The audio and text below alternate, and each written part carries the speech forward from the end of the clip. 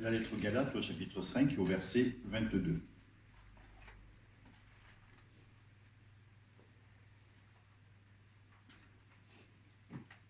Le fruit d'esprit, c'est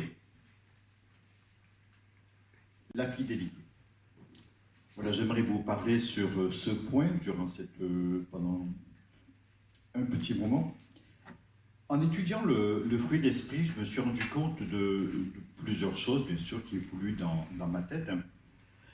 Je me suis rendu compte qu'on peut diviser ces 9 fruits en 3 groupes de 3. L'amour, la joie, la paix, qui nous concernent pour nous, à titre personnel. C'est bien, nous avons découvert l'amour de Dieu, la joie de Dieu, la paix de Dieu.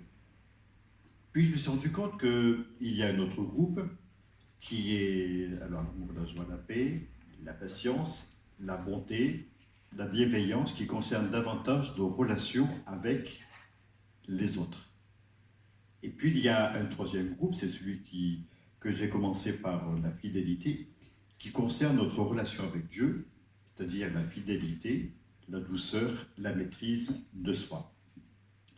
Alors, pour essayer de définir la fidélité, c'est l'exactitude à tenir ses engagements, facile est la définition, l'exactitude à tenir ses engagements, à tenir ses promesses. Être fidèle, c'est être digne de foi et de confiance.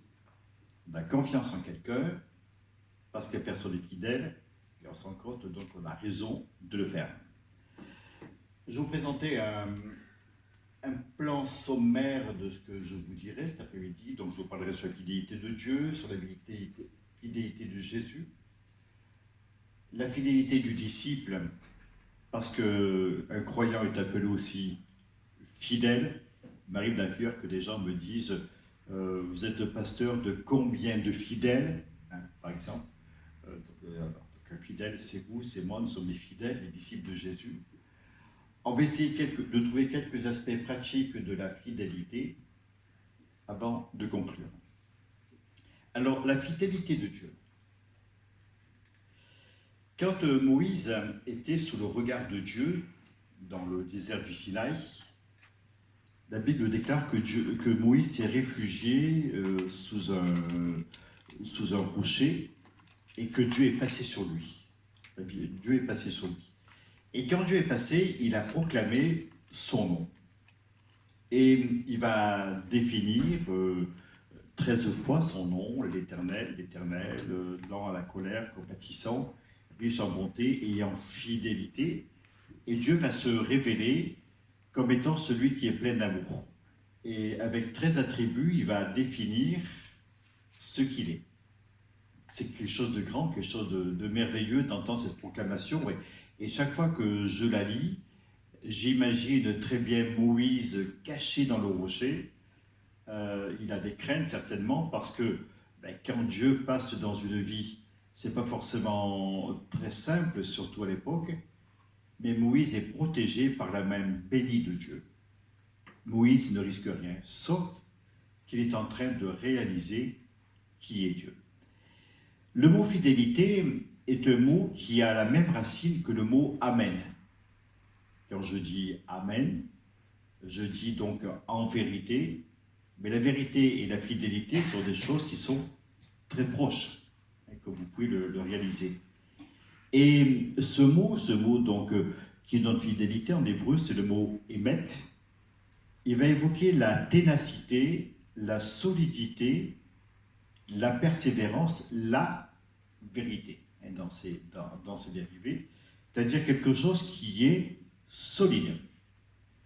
Et curieusement, ce mot émet, ce mot en hébreu, est composé de 3 lettres. La première lettre, c'est la lettre Aleph, qui signifie la tête, le taureau, quelque chose de solide. Vous savez, un taureau, quand vous le croisez au détour d'une rue, il vaut mieux le laisser passer. En général, ça se passe comme ça qu'un taureau. Donc il y a cette notion de solidité, de tête. Et un taureau tient tête à son matador, et tient tête à son éleveur. Le deuxième mot, c'est le mot, enfin, deuxième lettre, c'est la lettre même qui signifie l'eau. Quelque chose qui est fluide, bien sûr, en même temps qui est rafraîchissant et qui, dans notre notion biblique, évoque des tas de choses. L'eau exprime ce rafraîchissement intérieur, quelque chose qui est extraordinaire, surtout dans un pays où la soif est au quotidien. On se rend compte, donc c'est quelque chose qui est là, qui est fort. Et puis la dernière lettre, qui compose le mot émet, donc d'abord la lettre Aleph, qui désigne le taureau, la lettre même qui signifie l'eau, et enfin la dernière lettre qui est la lettre Tau, qui signifie la marque. Et la marque, en hébreu, se désigne comme étant une croix. On dessine une verticale et on met une horizontale. Une croix, qui signifie le signe. Et la croix était pour nous un signe de l'amour de Dieu, vraiment de la grandeur de Dieu. Ainsi donc, quelqu'un qui est dans le vrai, qui est vrai, quelqu'un qui est fidèle, a donc cette triple composante à la fois d'une tête, un taureau, quelque chose de solide, quelque chose de stable, l'eau qui va porter ce rafraîchissement, si quelqu'un a soif, disait Jésus, qu'il vienne à moi et qu'il boive, donc on s'en compte, c'est sur des notions très fortes, et puis ce signe, la marque, la lettre Tau, la croix. Dieu est le premier et le dernier, nous dit la Bible, c'est-à-dire l'alpha et l'oméga en grec. En hébreu, le aleph, qu'on trouve dans le mot fidélité, et le mot T, Tau, aleph, Tau. Tau, c'est la dernière lettre, donc il donne la marque. Et comme en grec, c'est alpha et oméga. Par exemple, dans Ésaïe 44, il est écrit ainsi par l'Éternel, je suis le premier et je suis le dernier. En fait, quand Dieu dit cela, il dira, je suis le aleph et je suis le tav. Comme il dira dans le Nouveau Testament, je suis l'alpha et l'oméga. Vous voyez donc la similitude. Dieu est invariable dans ses attitudes. La Bible déclare que si nous sommes infidèles, Dieu demeure fidèle. Alléluia. C'est important pour nous de savoir que Dieu demeure fidèle, même quand nous sommes infidèles. Dieu ne varie jamais. Fidèle dans ses promesses, fidèle dans ses engagements à notre égard. Alors on pourrait énumérer le pardon, la tentation, la sanctification, tous ces domaines que nous pouvons rencontrer et où nous avons besoin de sauveur, d'un Seigneur parfait. On se rend compte que Dieu est fidèle dans notre prière. Il exauce notre prière. Alors on se rend compte que la fidélité chez Dieu, ce n'est pas un simple mot, mais c'est quelque chose qui fait partie de toute son individualité, si je peux m'exprimer ainsi, parlant de Dieu, parce que peut-on parler de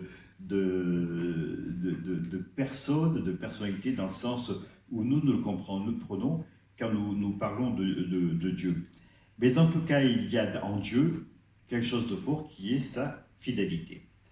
Alors, cela se retrouve dans la personne de Jésus. Il est dit dans l'Apocalypse, chapitre 1er, Apocalypse, chapitre 19, versets 11 à 15, Jésus est le fidèle et le véritable. Il est écrit que dans l'Apocalypse, il y a un cheval qui paraît, qui est là, qui vient suivant un ordre qui lui est donné depuis le ciel, et celui qui le montait était le fidèle et le véritable.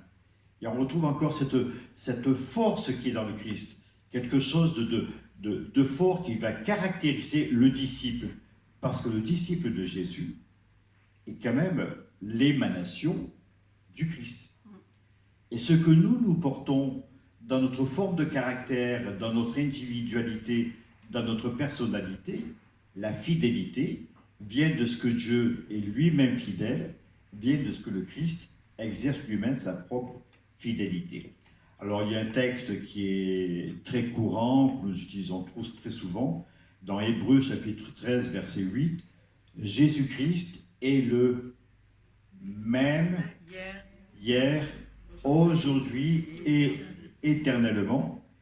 Et le texte va ajouter, il n'y a chez lui aucun changement. Alors, ça paraît suspect hein, quand quelqu'un dit, on dit de quelqu'un, ben, il n'y a pas de changement chez la personne. Des fois, on peut le voir négativement. En réalité, en ce qui concerne Dieu, cela concerne une stabilité, quelque chose de stable. Dieu ne bouge pas, il n'est pas l'objet des événements, de ses propres émotions, etc. Dieu est fidèle, même dans sa forme de caractère. Alors, sa fidélité est pour nous un exemple parfait. Et nous avons besoin de faire partie de sa maison. D'ailleurs, je crois que j'ai noté quelque chose sur mon diaporama, c'est ça. Est-ce que quelqu'un peut nous lire? Pour connaître la fidélité de celui qui est appelé fidèle, nous devons consentir à être fidèles, à être la maison de Christ, à lui remettre toutes les clés et lui permettre de régner en nous parce qu'il est fils de Dieu. Amen. Ben moi, je vous invite cet après-midi à remettre les clés de la maison à votre Dieu. Et si parfois on a du mal à gouverner nos propres vies, nos propres existences, savoir comment prendre, comment faire, Seigneur, je te remets les clés.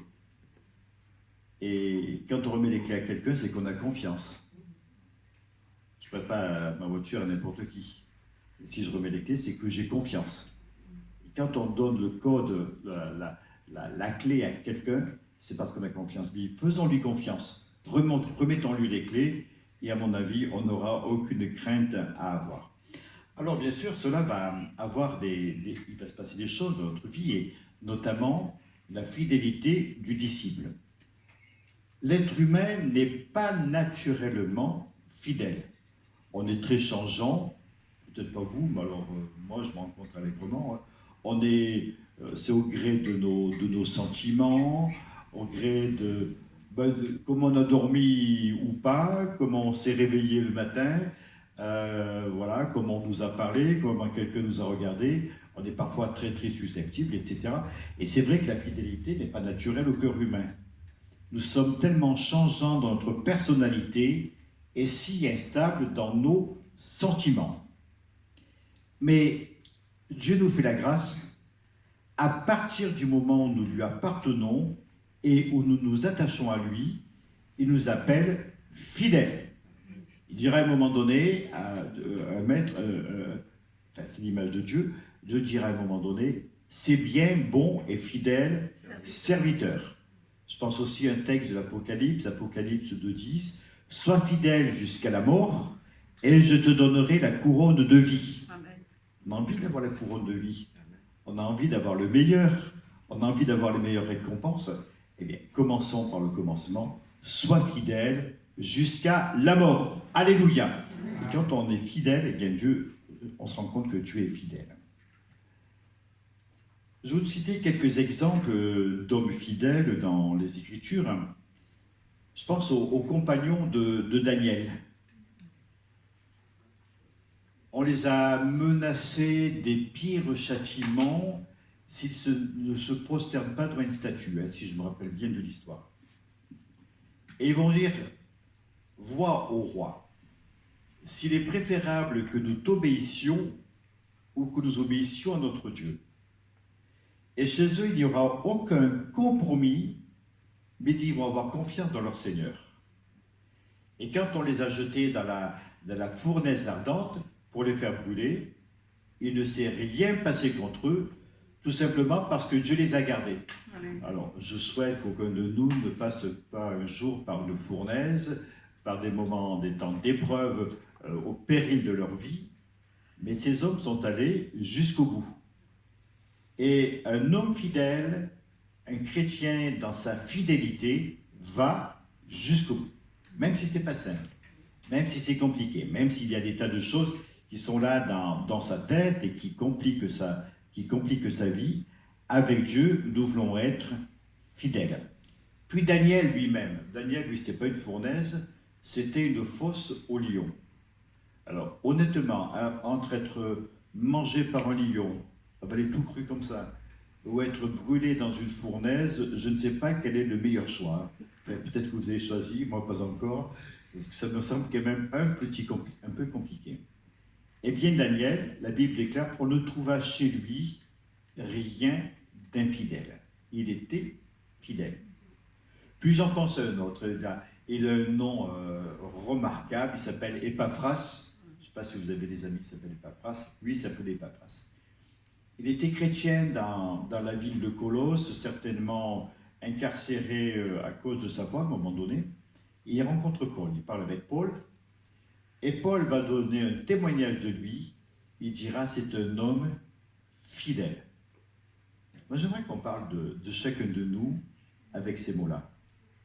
Philippe, c'est un homme fidèle. Amen.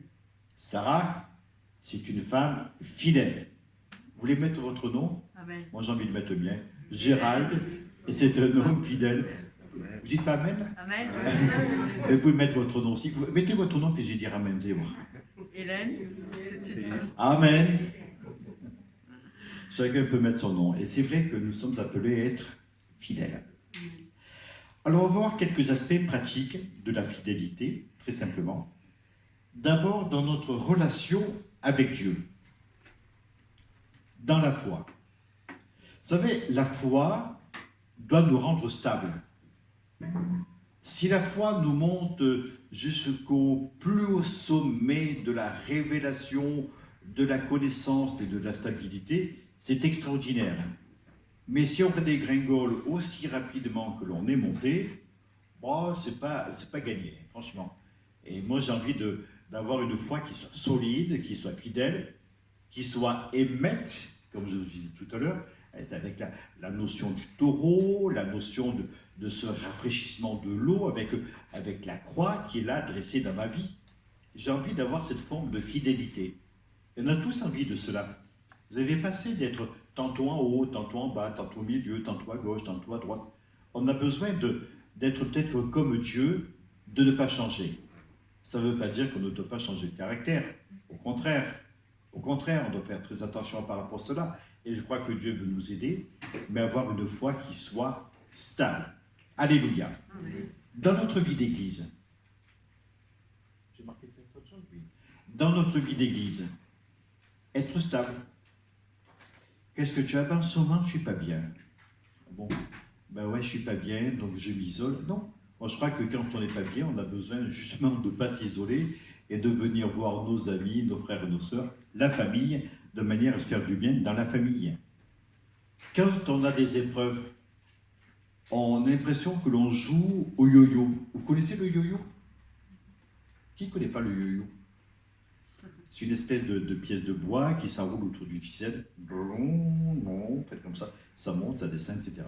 Ben, la vie chrétienne, c'est pas ça. C'est quelque chose qui est stable.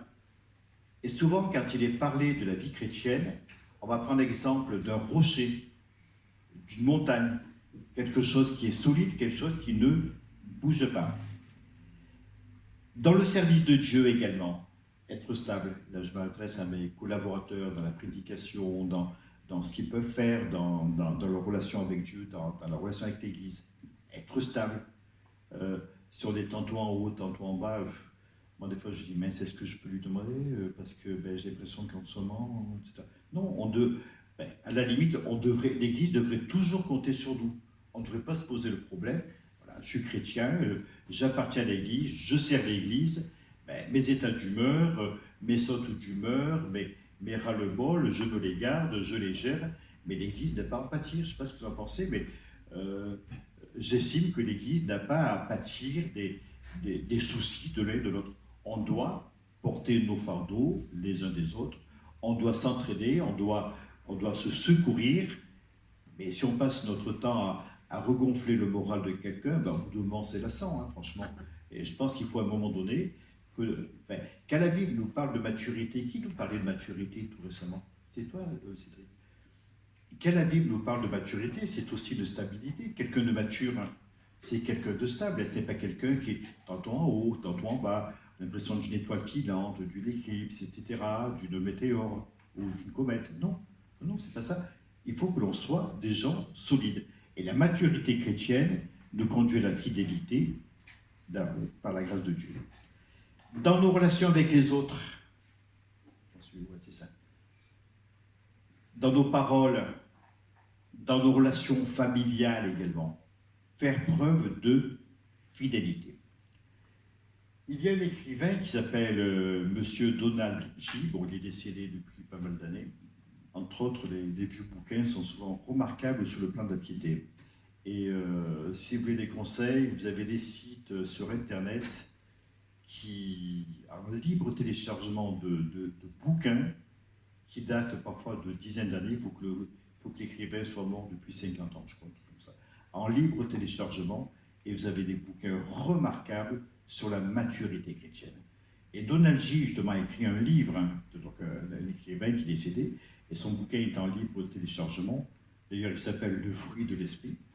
Dans son livre sur le fruit de l'esprit, il compare la fidélité d'un homme à ceci. Est-ce que quelqu'un peut nous lire?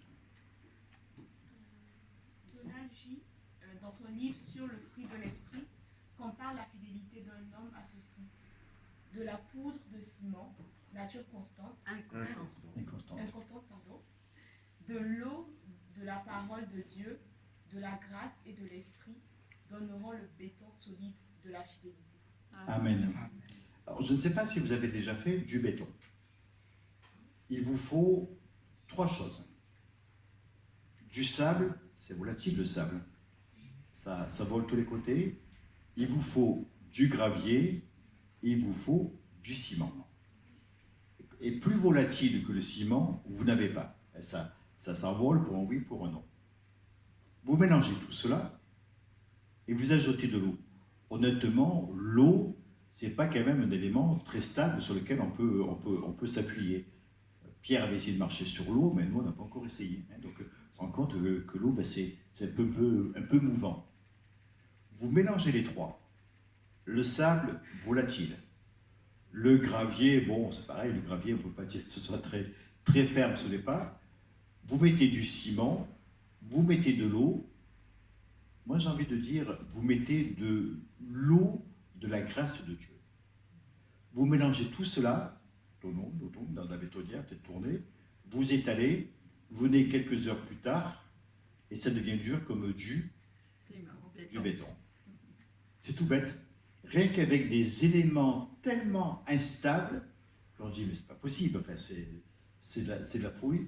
Alors si en plus, bon, si vous mettez de la fibre plastique, c'est un nouveau procédé qui existe, de la fibre plastique, vous en mettez, la fibre plastique, honnêtement, vous lancez ça au vent, ça s'envole comme de la paille. On met ça en plus, votre dalle, elle est indestructible. Pourquoi? Tous ces éléments vont se lier entre eux. Ne croyez pas que nous, les chrétiens, nous les hommes et les femmes, les êtres humains, qui sont parfois si inconstants, si fragiles, ne croyez pas qu'on a besoin de la grâce de Dieu dans notre vie. Et si peut-être vous vous dites, ben c'est vrai, moi je ne suis pas solide, un rien m'effraie, me met en l'air, etc., etc. Mais si la grâce de Dieu passait dans notre vie maintenant, à chacun, que le souffle de l'Esprit de Dieu passe dans notre vie, que l'eau de la grâce de Dieu passe dans notre vie, au milieu de tous ces agglomérats qui sont là, qui sont instables, eh bien on deviendrait tous solides, comme du roc, on deviendrait bétonné pour la vie. Amen. Voilà, pour conclure, j'aimerais vous dire encore quelques mots. Sur la terre, nous portons le fruit de l'esprit. Nous apprenons. Nous apprenons, dans notre relation avec Dieu, à porter le fruit de l'esprit. Un jour, tout cela sera manifesté dans le ciel, et là, on va pouvoir entendre la voix de Dieu qui nous dira « Entre ». Non, c'est bien, bon et fidèle. Chacun peut mettre son nom. C'est bien, bon et fidèle, Gérald. Chacun peut mettre son nom. Entre dans la joie de ton maître. Ça ne vous ferait pas plaisir, ça? Et il ne faut pas grand-chose, finalement. Peut-être accepter que notre nature soit ce qu'elle est. Accepter que l'Esprit de Dieu travaille dans notre vie, qui nous communique des valeurs solides, qui travaillent au fond de nous-mêmes, et que nous devenions des chrétiens matures, solides, bétonnés, ancrés dans la vie, je dirais indestructibles. Dieu est capable de le faire. Alors si Dieu nous conduit dans ce chemin, c'est bien, bon et fidèle serviteur, entre dans la joie de ton maître, alors nous suivrons dans la gloire de Dieu, nous suivrons le Fils de Dieu. celui qui est appelé fidèle et véritable, comme une armée en marche, comme un peuple qui le suit, qui regarde vers son Seigneur. Et la Bible, dans l'Épître aux Hébreux, déclare ceci, c'est que nous avons les yeux fixés sur Jésus, le chef de notre foi et celui qui la rend parfaite. Ce n'est pas les hommes qui vont rendre votre foi parfaite. Ce n'est pas les grandes choses que vous ferez qui rendra votre foi parfaite. Ce sera votre attachement au Seigneur. Vous avez compris ce que j'ai voulu vous dire? Alors que chacun de nous, nous puissions vraiment demander le secours de l'Éternel. Seigneur, viens m'aider. J'en ai assez d'être de la poudre de ciment qui vole pour un oui, pour un non, d'être du sable qui est balayé au bord de la mer. J'en ai assez d'être des graviers qui vont rouler sur mes pas. Je vais être solidifié, tout cela par l'autorité de Dieu, par la parole de Dieu, par le souffle de son esprit. Amen. Vous êtes d'accord que l'on prie ensemble? Inclinons-nous et demandons la grâce de Dieu sur chacun d'entre nous. Comme nous te bénissons, Seigneur, parce que tu prends des gens tels que nous, Seigneur, aussi inconstants, aussi fragiles, Seigneur, aussi peu déterminés parfois dans leurs réactions. Comme je te suis reconnaissant, Seigneur, parce que ton regard est fixé sur nous. Et si peut-être, parfois, nous pourrions prêter un sourire dans nos efforts, nous savons, Seigneur, que toi, avec beaucoup de respect et d'amour, tu veux nous aider. Seigneur, pardonne-nous tout ce qu'il peut y avoir de médiocre, d'inconstant, d'infidèle en nous. Et que ta grâce souffle cet après-midi dans notre vie, qu'il nous soit donné quelque chose de particulier pour chacun, Seigneur. Parce que nous avons besoin de toi, nous avons besoin de ton amour et de ta fidélité. Seigneur, merci pour ce rassemblement. Merci de bénir l'ensemble de notre Église, de bénir nos frères et nos sœurs. Seigneur, merci de bénir notre pays, notre terre, Seigneur, qui est tellement malade. Et nous savons, Seigneur, que tu gardes chacun d'entre nous entre tes mains parce que tu es bon et tu es fidèle. Amen. Amen. Amen. Voilà, nous sommes heureux d'avoir passé un moment ensemble. Je vous fais un gros bisou virtuel à chacun, en demandant au Seigneur vraiment de nous garder tous dans la paix. Bonne semaine à tous.